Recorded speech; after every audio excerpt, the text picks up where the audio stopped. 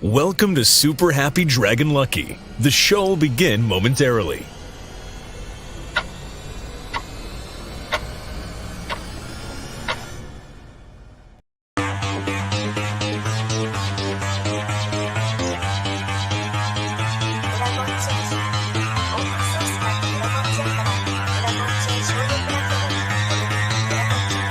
Because that goal will serve to organize and measure the best. Adaptable, all capital, label radical yet rational. A tactical approach is palpable if this animal is fallible, but that conclusion is laughable. So with for all detachable from the mandible, you see it now. All right, welcome to Super Happy Dragon Lucky episode 5B, 0x5B, 92nd episode. This week, updates, number go up, sponsored by the Outdoors Lair on Den, which has minted 13,080,797 NFTs with 70 unique owners. So this week on number go up is Takara Price.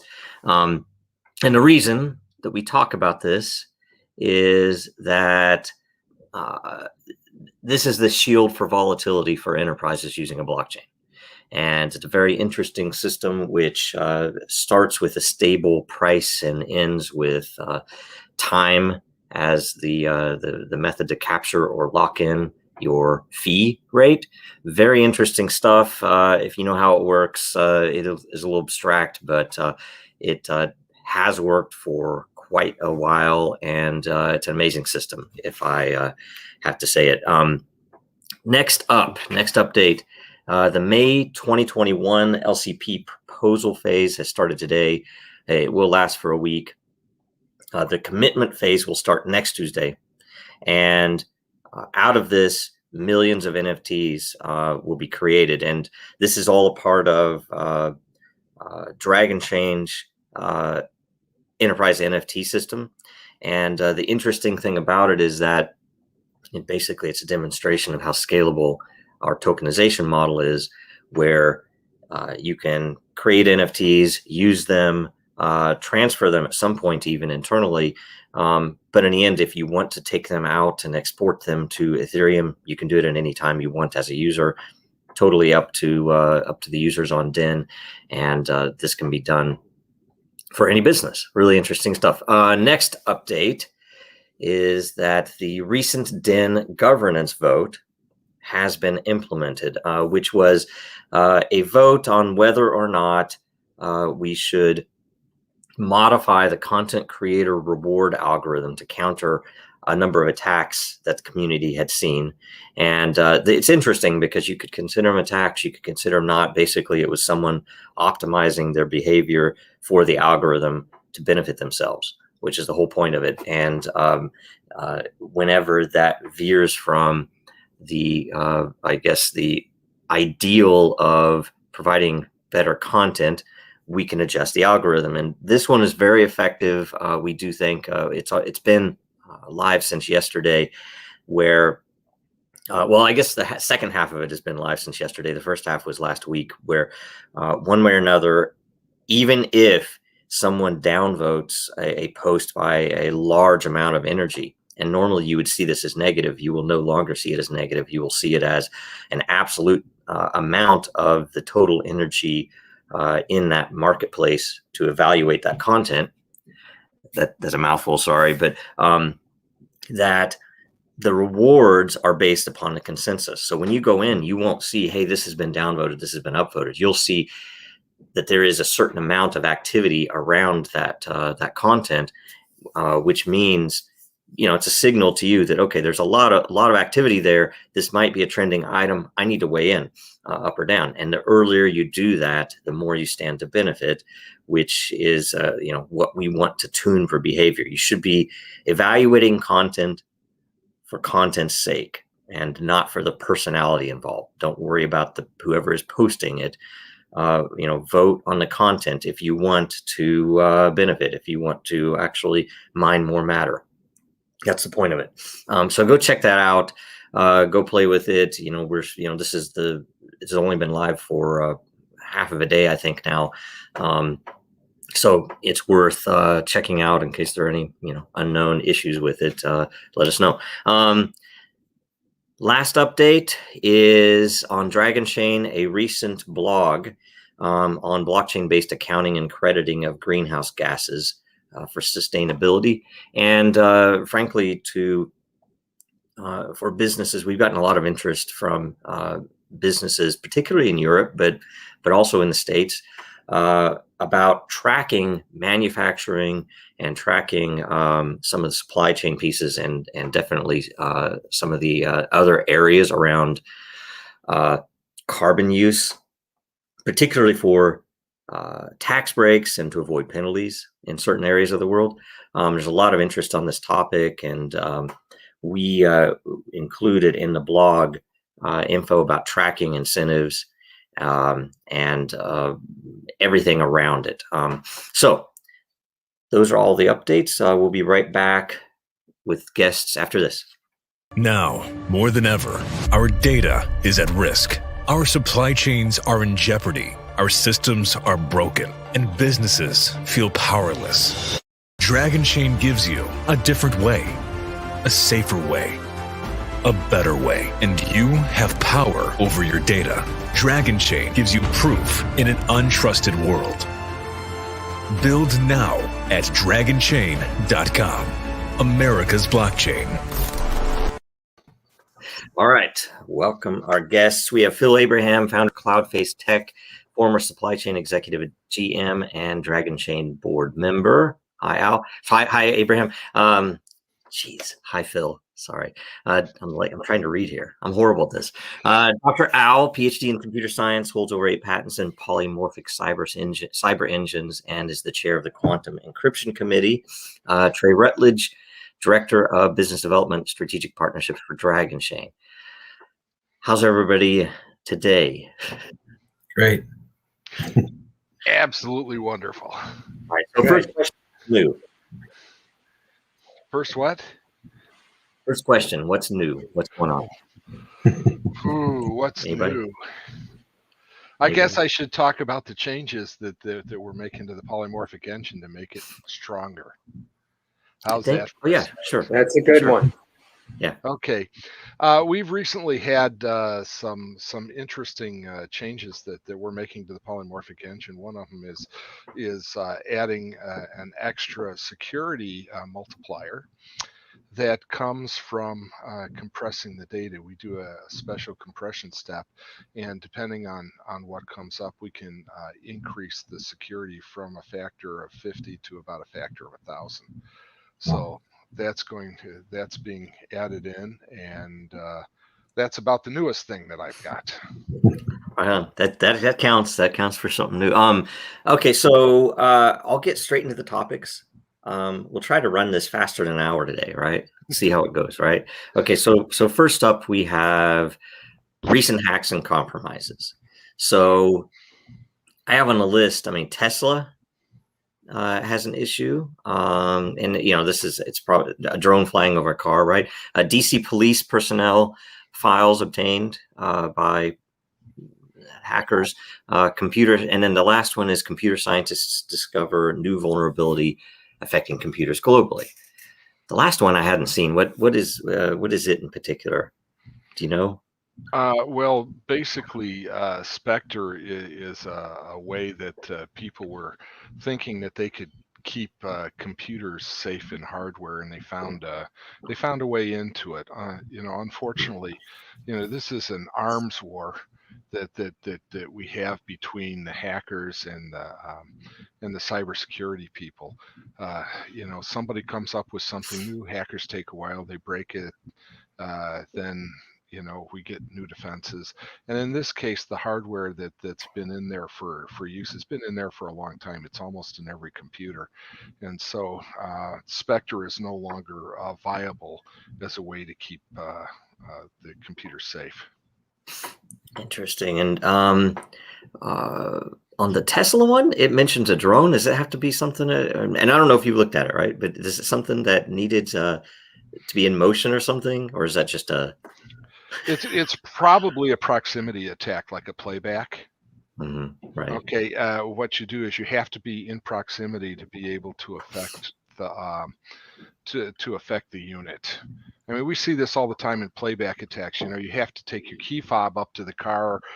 As long as you're close enough, you can make it work. And well, then the attacker records it, and they can play back and have the same action happen at their timing. And usually, if you do something like take a drone over the top of it, you're trying to stay in proximity with the unit.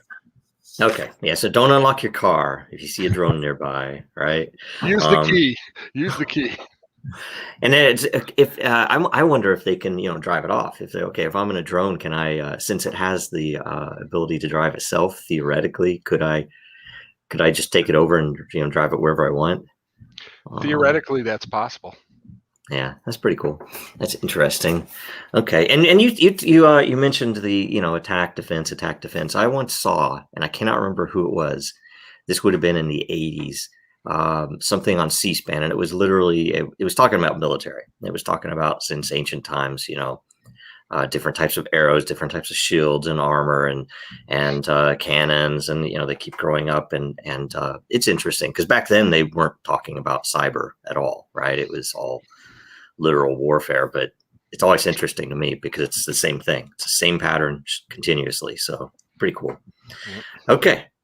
All right. Next, going to talk about Dragonchain solution, and this is our generic solution to everything generally, but there are multiple parts to it. So some of the things I've not even gotten to speak with Dr. Al about quite a bit were the architectural side of what we did to prevent potential issues and to kind of extenuate what we were after with the decentralization of the proof, where separating it into all these different contexts, which, right now we have 5, but the intent at the beginning was that you could have any number of different types of verification plugged in, right? And it was almost like our 5th level, which is, what we consider kind of a general addition of foreign blockchains to the security layer, that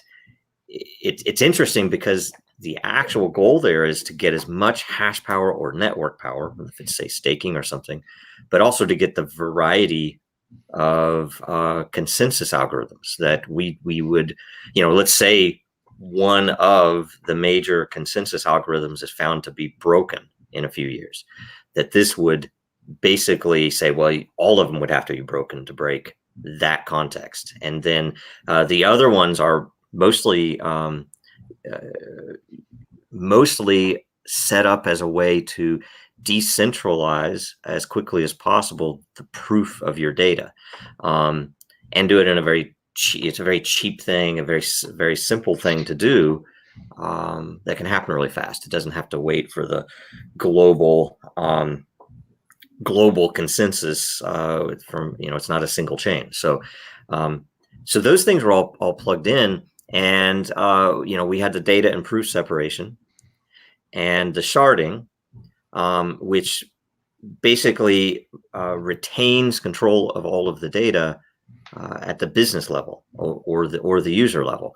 And then we further applied that, like say with identity, where and this was very early on, whether it's an IoT device or whether it's a human being or a group or anything else, that or their identity factors either are held as much as possible by them, instead of having them in a central store, like a lot of companies have done over the past decade or so, trying to pull as much data about you as possible and monetize it, by reselling it or anything else. It's just extremely attractive. Whether it's vulnerable or not is a different question, but it's extremely attractive to any attacker, because if I break into one place, I can hit the mother lode and I can have a payoff. Whereas if I have to break into every single person on the streets data, and most of them are not going to be that valuable to me, then it changes everything. It actually, I think, is a much more natural way to do things. And so to all of this, we added most recently Dr. Al's tech for encryption and for adding the quantum safe protection even to the signing. So anyway, I wanted to see your comments on all that, because we've never really delved in, and we have a lot more to do, of course. But boy, you covered a lot there, Joe. Sure. Well, the fact of the matter is, I've got a few things that I can comment about there, right? One of them is what we call the orthogonality of all these different measures, right? You want to make each measure so that it takes a long time to do, right? All of this comes because information has value, and typically information value drops over time. So if you can keep it safe for longer than it takes to drop that value to zero, you've done what you want to do. And that means that if you can't get a clue from one type of protection to go against the other type of protection, that's even better, because it looks like essentially what we call a product cipher, where you have to break each cipher separately. And that means that the key space has to be, if each one is big, then you multiply the key space out. So what you're doing in each of these is creating a huge key space. Now, hackers are businessmen. Whether or not they admit it, they have a limited amount of resources that they can go against a problem. Right. And if they can't solve that problem, they're wasting their time and their money. So they're going to go after the cheapest stuff to begin with, and the most valuable stuff. Of course, if you have an infinite amount of time, you'll eventually get in, right? Right. But by that time, of course, the value's gone down. And so what you're trying to do is you're trying to create a protection space that is so large that theoretically the person who's doing it will die before they can get the data. That's kind of the ideal. And sometimes we say if they get big enough, that the universe will blink out of existence and come back and blink out so many times. So like, for instance, just in the encryption sharding that we're doing, we did some math because, well, math's kind of my thing. And we took a look at how many keys were in the key space if we used 10 different ciphers in a cipher engine, and how many changes it would take to get a huge enough number that we didn't have to worry, right? So we figured we'd take as our standard 5 different changes, which in reality and in time are somewhere in the high microsecond range, right? Maximum.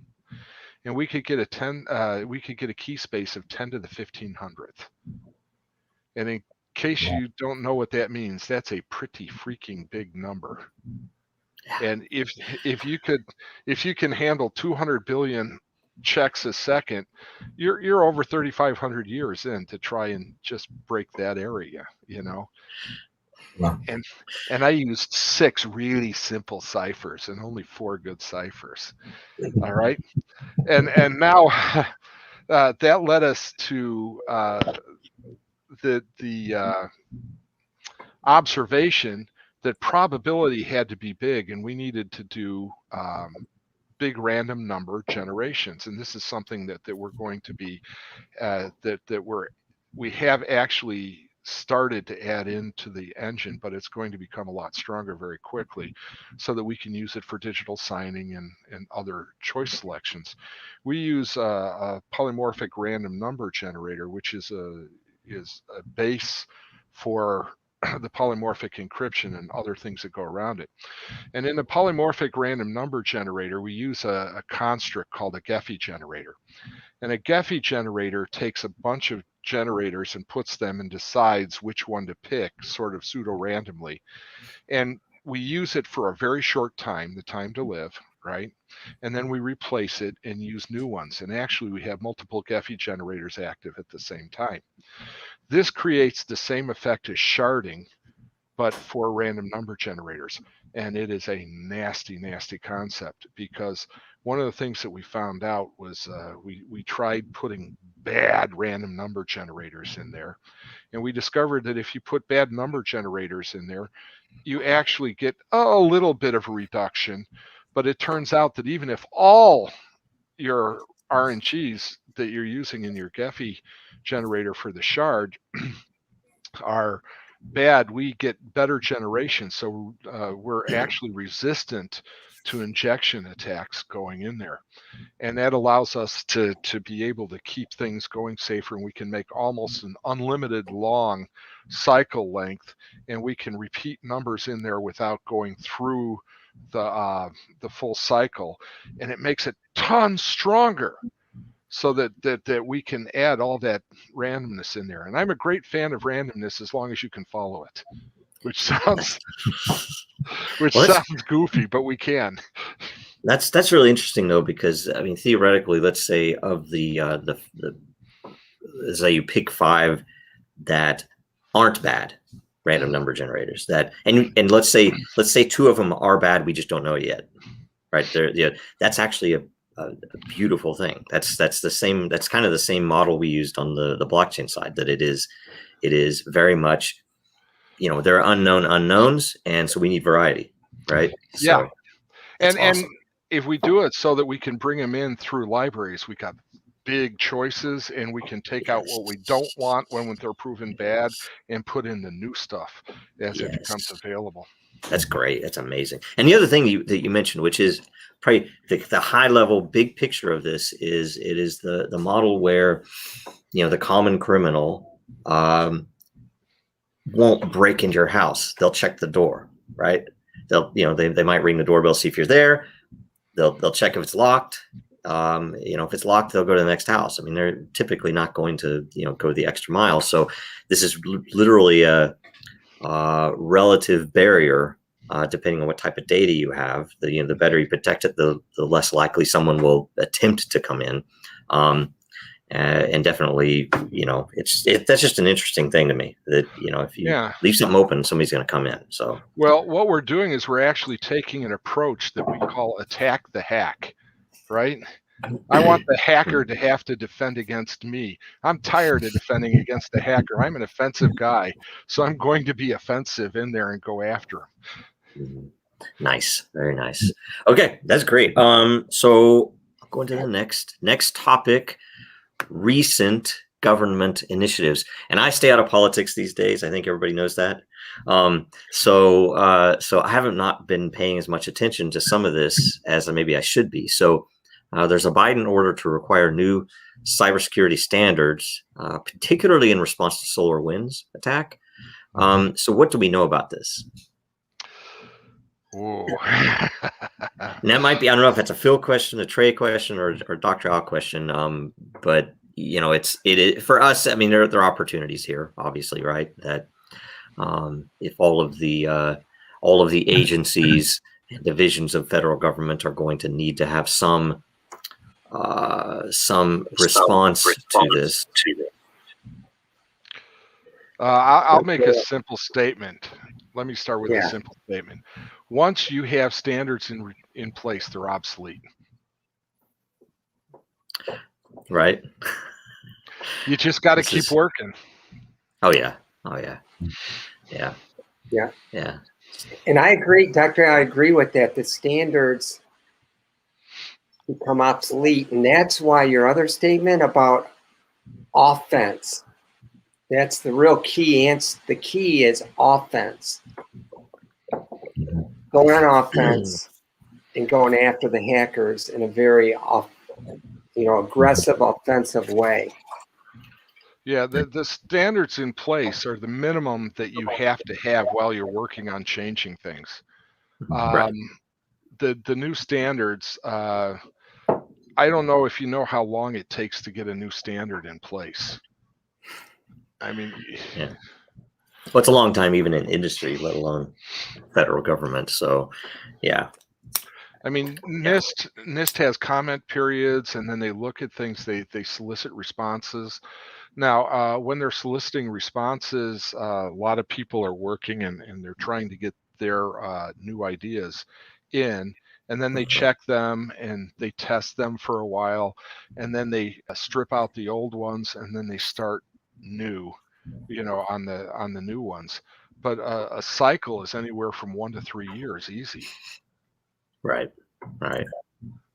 And they're usually definitely out of date by the time. And sometimes, I mean, depending on where they are and how they're put together, in my opinion, a lot of times they're riddled with a lot of things that industry brought in to try to position for, sales. Right. So, And do you get good new stuff? You do.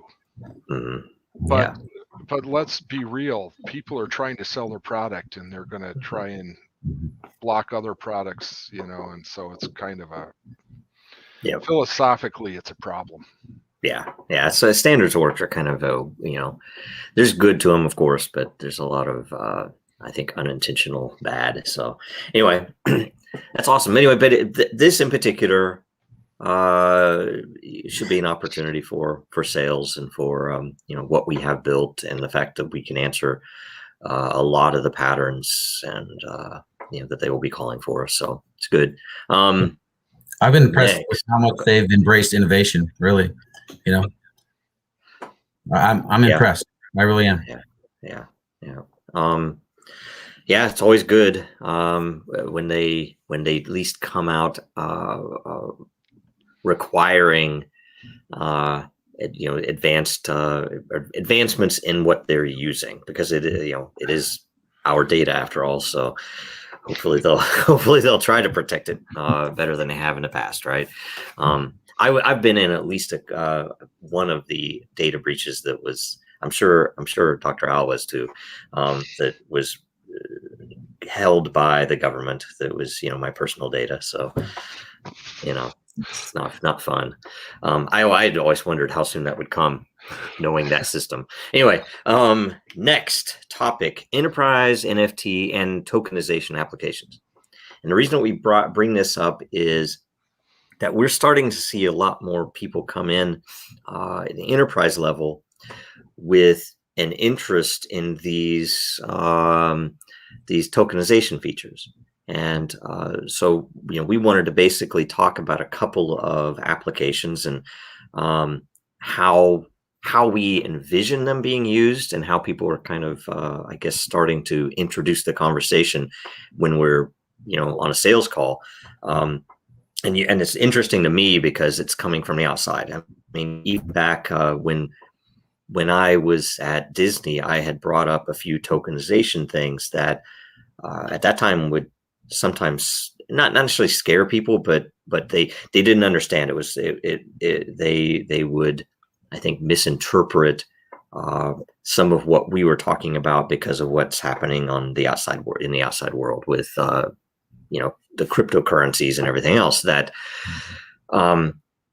we first of all had always seen them as potentially used internally, where you don't even have them on an exchange on the outside. It is literally a token inside of your system that can be used between groups, between business units, things where you need a medium of exchange or a way to measure behavior.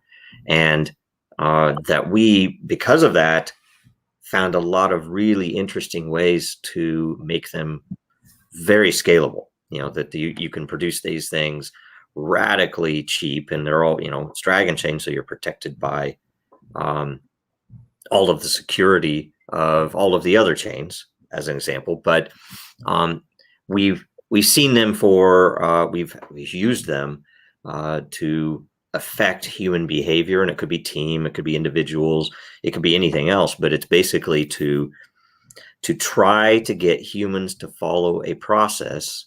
And the beauty of it, in my opinion, is it's very flexible. So that process, which can generate tokens, is tunable. So you might find, okay, here's the process we have. We want people to follow it. Why do we want them to follow it? Because we really need to measure it. And because if they don't follow it, it's hard to tell why something is inefficient, And what you can do is put that process in place, reward based upon how tightly someone follows it, and then watch it. And you can actually tune. I was like, oh, you know what? We thought this was the right step in the process, but now we know why no one was actually doing that step, that it was very inefficient.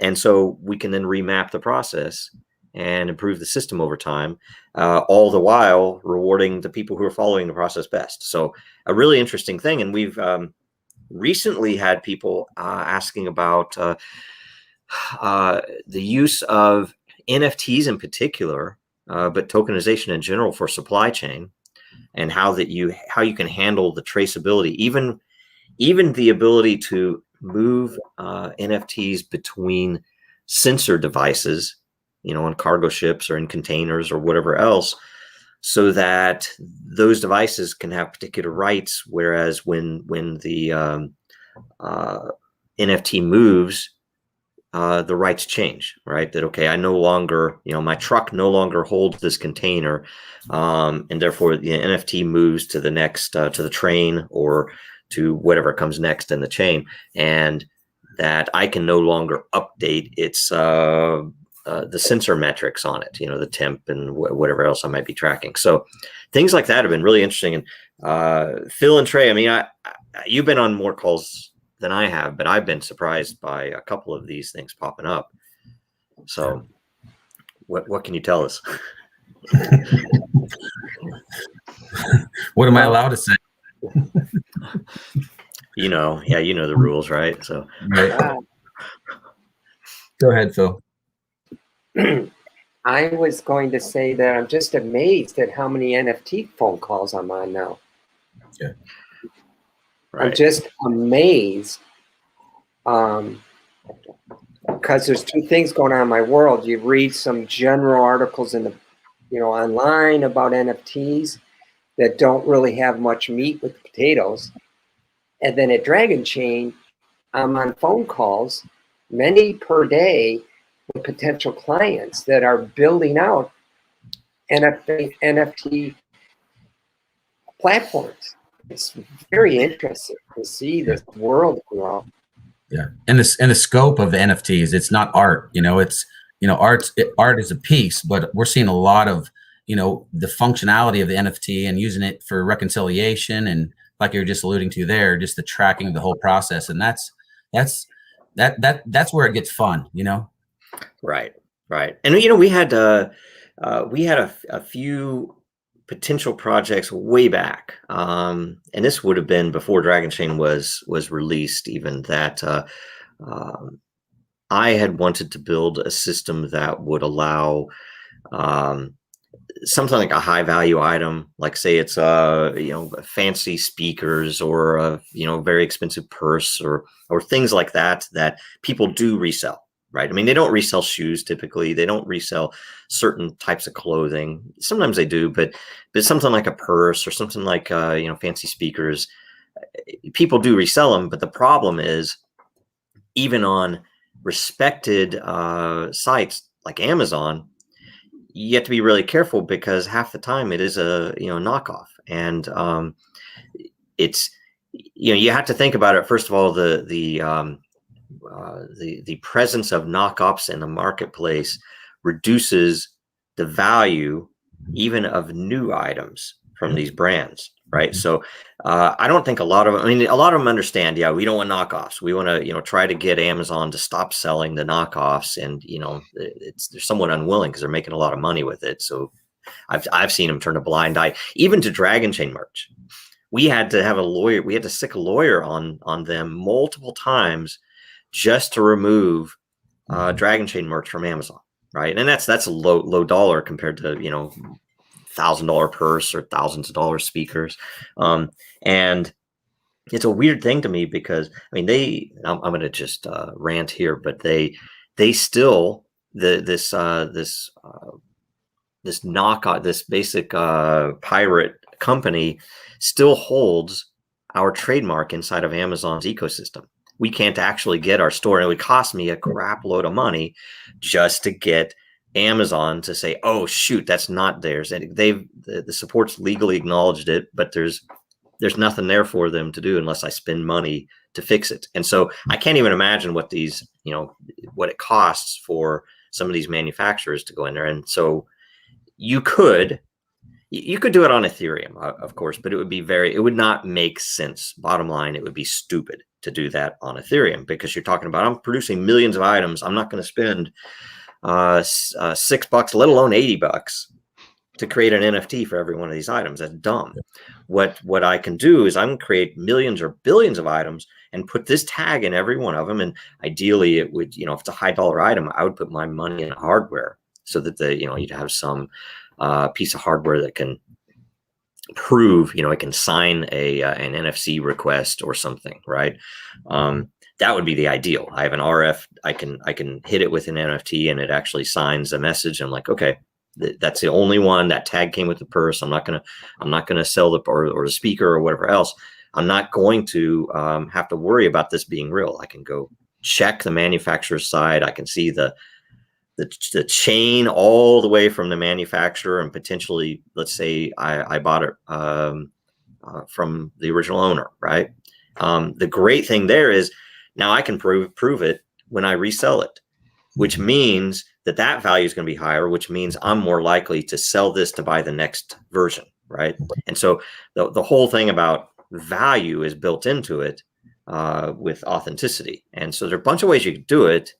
And, we happen to have one of the ways that I would say is most scalable. So anyway, we haven't been able to hit any of those because a lot of them don't understand that yet, right? A lot of them are, anyway, a lot of the big brands, it's a hard nut to crack.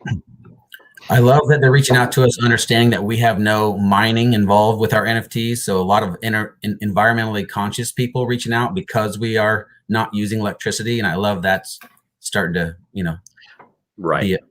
Very low footprint, right? Yeah, very small. And we're going to make it smaller too, but we have designs for it. Just haven't had time to do that yet. So, okay. I think we bored people enough with that, or I have anyway. Next up, sales update. Trey and Phil, what can you guys tell us? Well, I can tell you we had a few new sales reps added last week, so we're over 70. And, we had a few more added to the pipeline, and we didn't lose any. We're in a lot of advanced talks. As you alluded to earlier, we've got a lot of interest in carbon footprint tracking, supply chain management, and within that, complexity science and predictive analytics, not just supply chain. And that's where Phil comes into play there with, his expertise, but a tremendous amount of interest in the NFT market. And I'm really amazed at the scope of where the NFT market's going. It's like I said earlier, it's just not art, and seeing a lot of even commodities tracking and like you said earlier, authenticity proof. That's really becoming a big thing. And I didn't realize that Fortune 50, Fortune 500s were actually having problems right now with that issue, even though we're not seeing the news. And so they're reaching out to us, and that's really good that they're realizing what we have, and we're not having to explain our unique value. They're getting it, and that's awesome.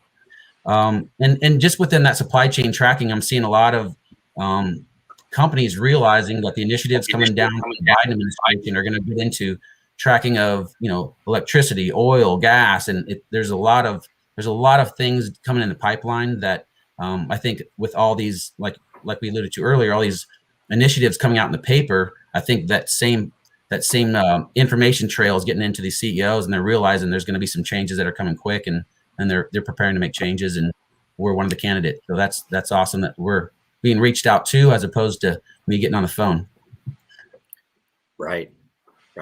Yeah. We had one too on IP. There was another one. There was one that was interesting, a variety of things, but the interesting piece to me was that they want to trace and probably tokenize ownership for intellectual property. So it's another piece, pretty cool. Yeah, and another one too, tokenizing patents. We've had some interest as well. Yes. Sorry, Phil. What was that? Oh, I want to say that what I'm seeing going on under the category of sales at Dragonchain, that's very interesting, is we have multiple revenue streams starting to break out, or multiple product categories that will then create different revenue streams. It's just kind of exploding out of Dragonchain. And especially that carbon footprint, it doesn't seem very exciting, but with the big government push under Biden, to get their arms around this whole carbon hot mess. Yeah. What's interesting, and we have a phone call scheduled Wednesday afternoon on this topic, but the fact that the other blockchains have a high carbon footprint, and when I was asked about Dragonchain, and I said, I think we're 0 or close to 0.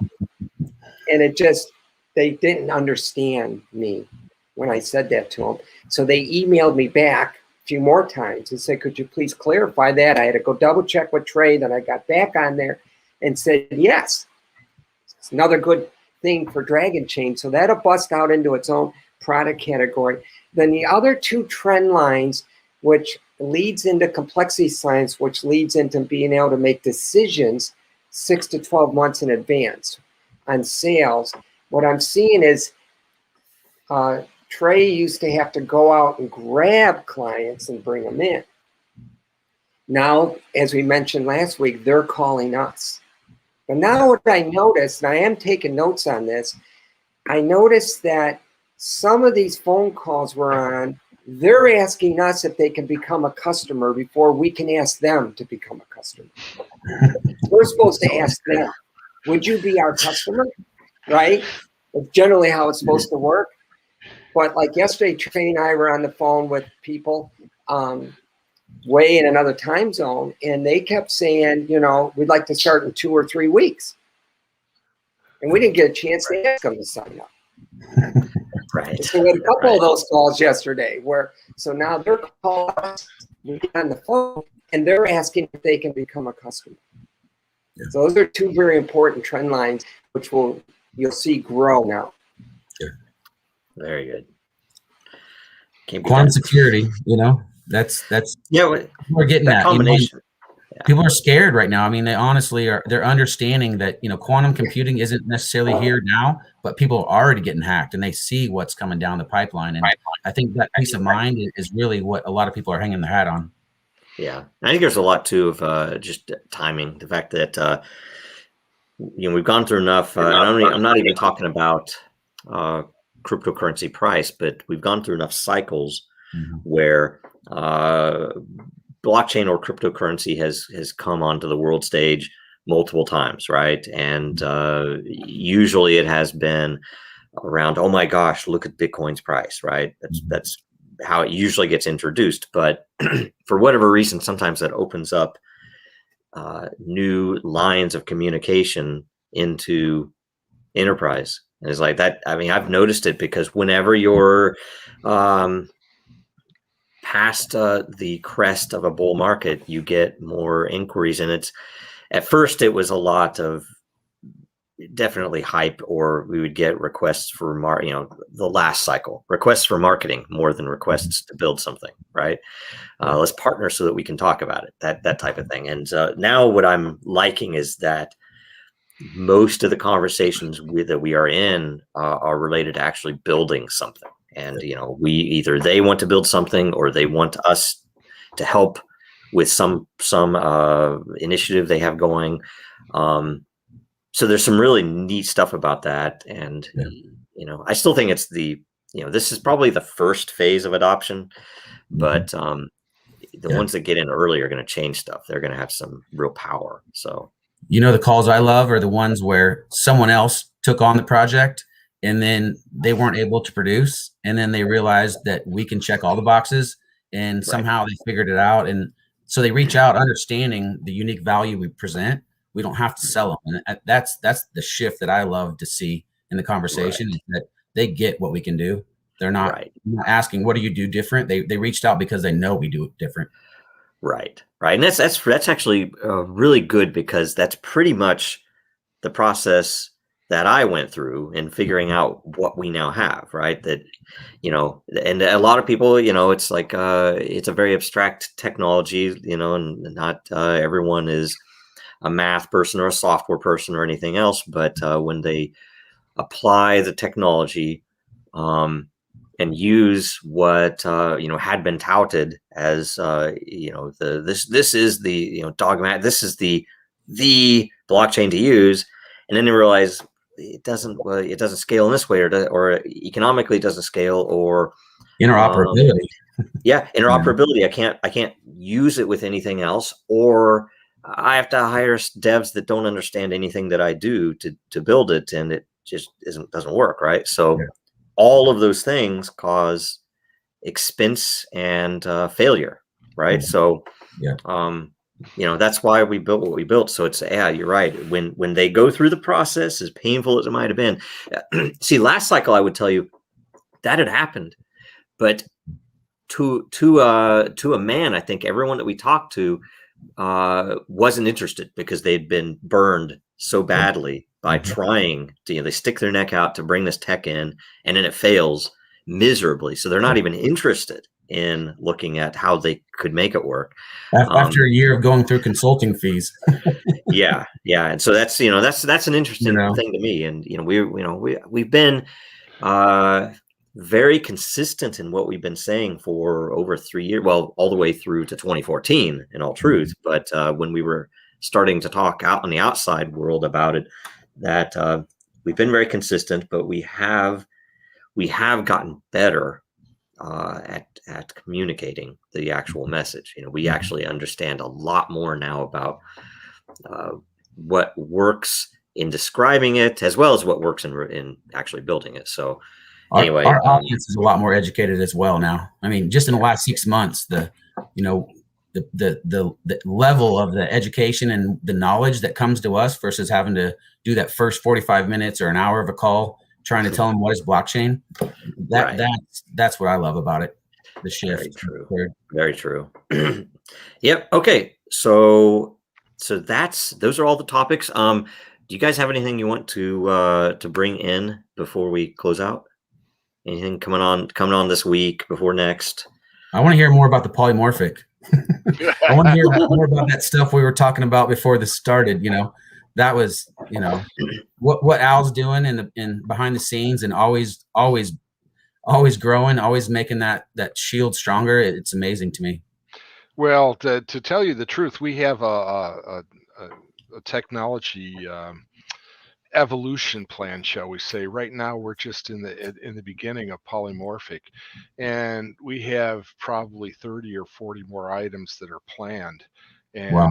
And we're going to make it much stronger. It's just that we have to do it one step at a time. Mm-hmm. We'll be bringing on the data camouflaging very soon, and the data camouflaging is highly dependent on the polymorphic random number generators. And we're moving that just a little bit so that we can make it easier and faster. We're also speeding things up. We have all sorts of effects to make this through. As a matter of fact, you guys brought up something I'm going to discuss with you later. There's just so much going on. It's hard to explain all the things that we have in back. I mean, our polymorphic random number system is key to keeping our software from having problems with the Venona attack, which has been known since the 1930s, but it's very, very massively hard thing to do. But that's what took out the Soviet Union work in one-time pads, and so we're trying to get rid of those vulnerabilities, and every time we do that, we make the system that much stronger, and we're going to stay ahead of attackers for a long time. And all this is based on information theory and topics about how fast does data become stale, how fast does it lose value, how can we help it to keep that way, how can we break up the amount of data so people can't get a critical amount of data to be able to break into a system. So all that's going, and we're working on neural networks. One of the directions we're going to go is neural networks to shape and pick the encryptions, so the encryptions are optimized for the data that it's protecting, things like that. Wow. Excellent. Love it. Yeah, we'll have to keep. We'll have to make sure that we keep you coming on, so we can can show off everything as we add it, right? That'll be good. All right. Okay. So that's everything. Thanks everybody for coming on and watching. We kept it under an hour. Thanks a bunch, guys. It's perfect. So watch us again next Tuesday, same time. Super Happy Dragon Lucky. And follow Real Denizens, Dragonchain Gang, and Jojo Row. Go buy some Dragonchain merch. I mean, I always am I'm wearing it a lot, right? So at dragonchain.store. Subscribe and like and everything else you're supposed to do wherever you're watching. Thanks a bunch, everybody.